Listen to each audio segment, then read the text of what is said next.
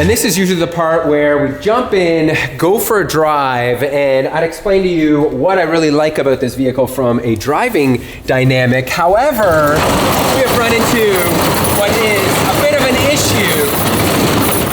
As you can see, we've had Mother Nature dump a ton of snow on us, and the company that's supposed to actually plow has decided that they would just plow half our driveway and left us with this mound of snow. So instead, me and Dave got a pretty good idea how to do the drive without actually driving. And here we are, Dave, pulling onto the main street, and I'm gonna give us a little blast here.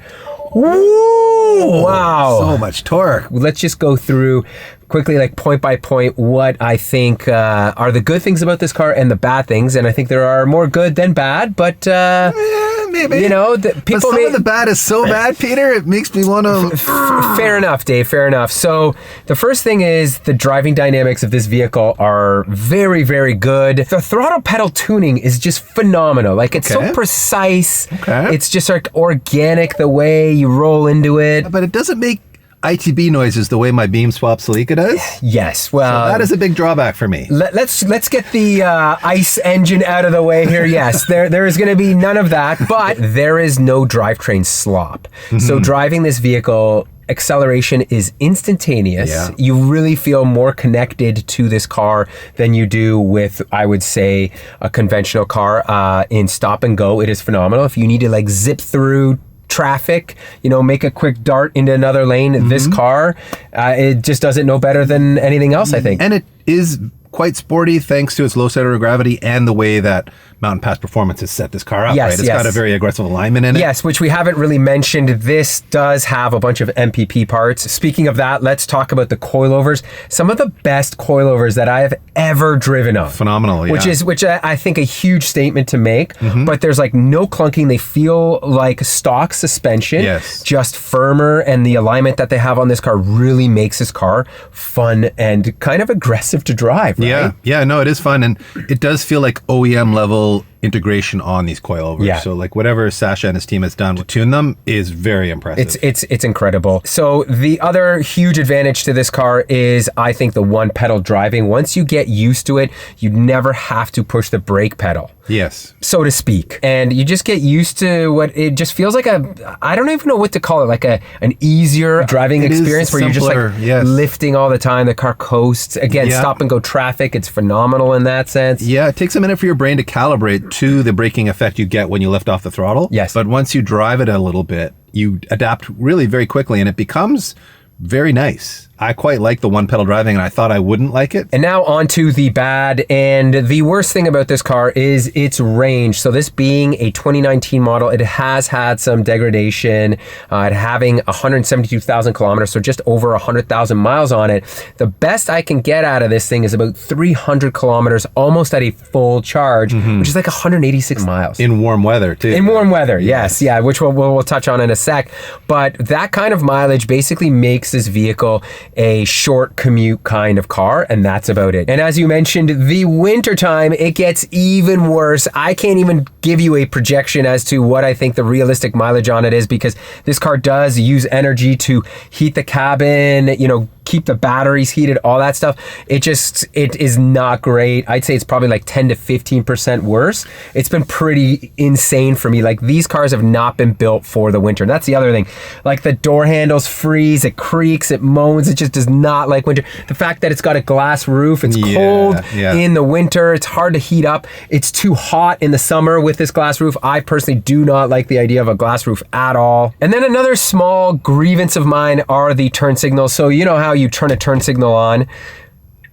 Listen how quiet that is. It is very quiet. You can barely hear it, and it does have what is the, you know, one tap, which is supposed to me be like on for 3 seconds and then off, like most cars. It's not singular in the sense of like, it's not a timer. To me, it's like, if you take 10 seconds to cross the lane, it realizes, it knows, and it stays on, which is a little confusing. And I really haven't completed the turn. Exactly. And I haven't gotten used to it. So I definitely don't like that. I would just like a consistent, like 3 second timer. Yeah, it weirded me out at first too, but I got used to what it was doing. You kind of realize, okay, it's wanting you to finish the turn before it turns off, which kind of makes sense. So, and I should say the software is really well done, but The fact that there are no hard buttons in here for Yes. something as simple as adjusting the side view mirrors drives me absolutely bananas.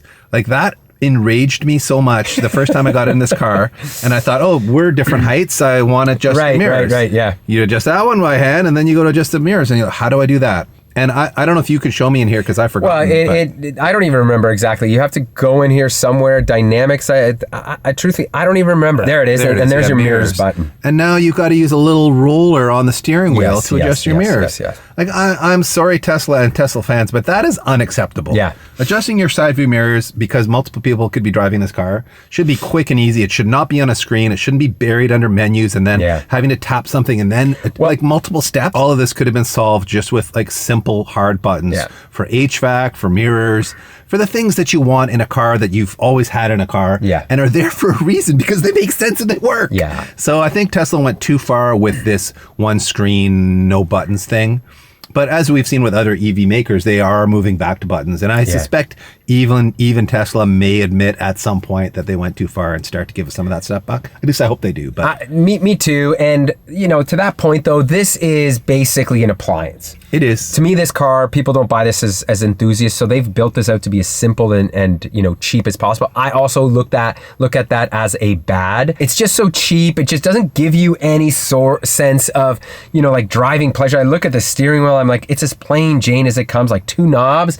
I get, again, the idea, the principle of it. The aesthetic. Clean, all that, but it doesn't work for me. No, the interior is not high grade, that's for sure. And the build quality in general is not great. Exactly. If you look at panel gaps. Yeah. I mean, if you go online and Google Tesla quality control issues with these sorts of issues, it's widespread. It's well known. But I will say I like the seats. They're actually very cushiony. Yes. They're almost like a lazy boy seat. Yeah, so it like, you know, the self-driving thing, it lulls you into this idea of like, you're a passenger more than a driver. Yes. Which probably by design. By design, and for our commutes and a lot of stop and go traffic, that can be kind of a pleasant feeling, but it doesn't give you the sense that, oh, this is a driver's car and I'm connected to this. Yeah. I'm going to go for a rip. Like, when I get out of my BMW and get into this, the difference is totally different. So different. But that, in a nutshell, is the driving experience of a Tesla Model 3 from Dave and Peter. As I mentioned, I have been charging this car with 110 volt,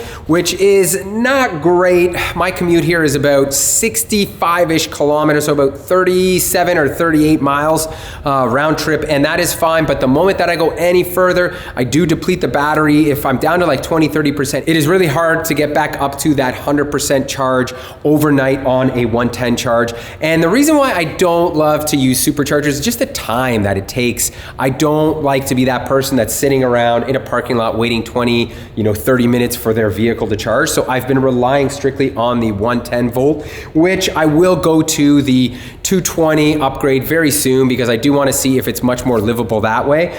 However, the huge upside to this is I have not seen a gas station for a long time, and it does have a real effect on my wallet. I'm not spending any real money on gas, which these days is very expensive everywhere. So it is a huge benefit to be using an electric vehicle from that aspect.